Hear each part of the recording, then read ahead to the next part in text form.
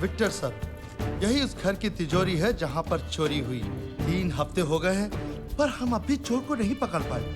अगर एक शातिर चोर को पकड़ना है तो पहले उसे समझो। एक पुलिस वाले की तरह नहीं, एक चोर की तरह सोचो।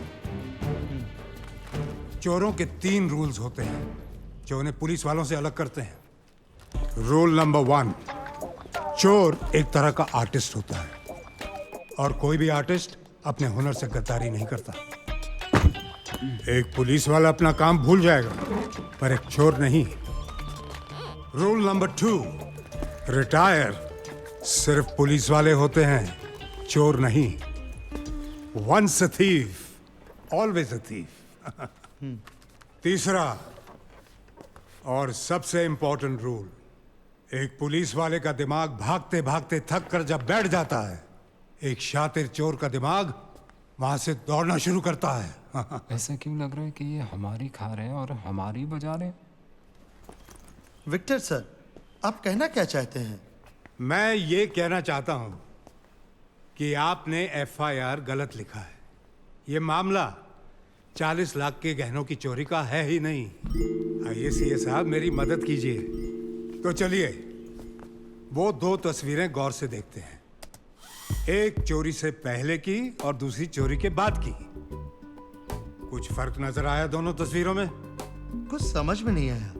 मतलब ये कि चोर को मलिक साहब की पेंटिंग चाहिए थी जो वो ले गया और उसकी जगह नकली पेंटिंग लगा गया। नकली पेंटिंग?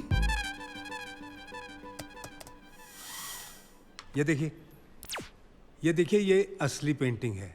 इसके सिग्नेचर का स्ट्रोक देखिए कैसा है, नीचे छोटा है ना। और ये देखिए, ये नकली पेंटिंग है। इसके नीचे के सिग्नेचर का स्ट्रोक देखिए, लंबा हो गया ना। ये काम किसी औरत का है। ये कैसे कह सकते हैं आप? ये हमारे सीए बताएंगे। चोरी के पहले ये वाज यहां था, लेकिन चोरी के बाद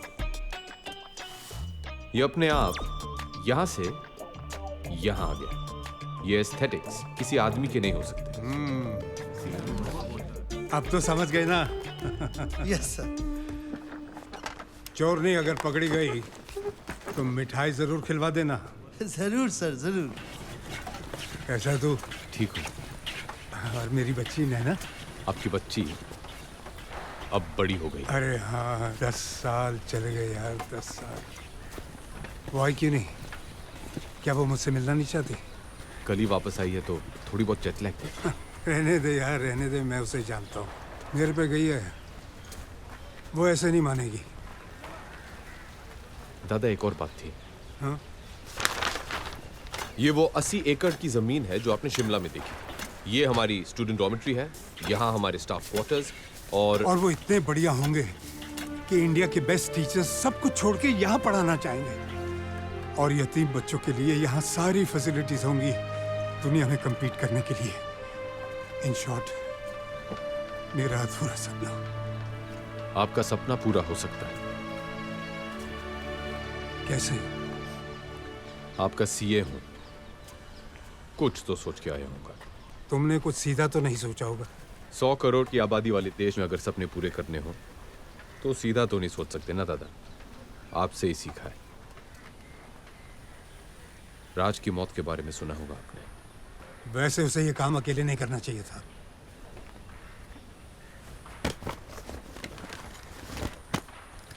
इसमें वो लीड है जो हमें राज से मिली है और इसमें वो प्लान जो मैंने सोचा है।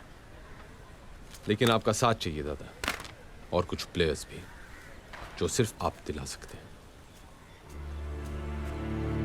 तुम जानते हो कि मैं रिटायर हो चुका हूं। रूल नंबर 2, रिटायर सिर्फ पुलिस वाले होते हैं।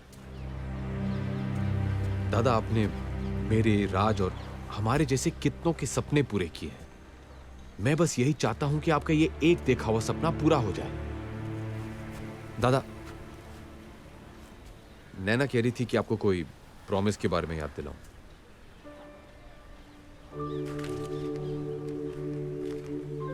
ये नैना को देना और कहना कि जेल में उसके पापा ने टोकरियां बना के कमाए हैं।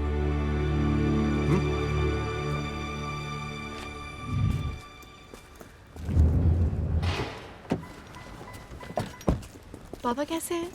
ठीक है ना? उनको मेरा प्रॉमिस याद दिलाया? ये लीजिए मैडम, आपके पापा ने आपके लिए दिया है, उनकी मेहनत की कमाई।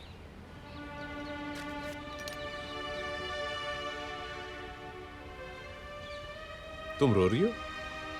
नहीं, मैं नहीं रो रही। Yes, you are. You're crying. I love him, Charlie. उनकी बहुत याद आती है मुझे। It's okay. 3 weeks। उसके बाद मेरे पापा और मैं। अगर उनके सीए को भी उनसे मिलना है ना, तो अपॉइंटमेंट मेरे थ्रू लेना पड़ेगा। ओके? Done.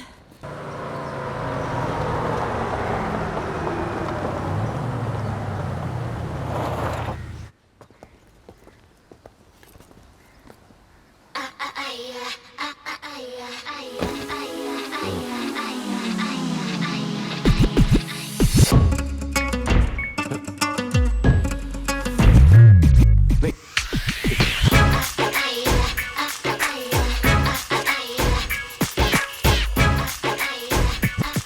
3-3।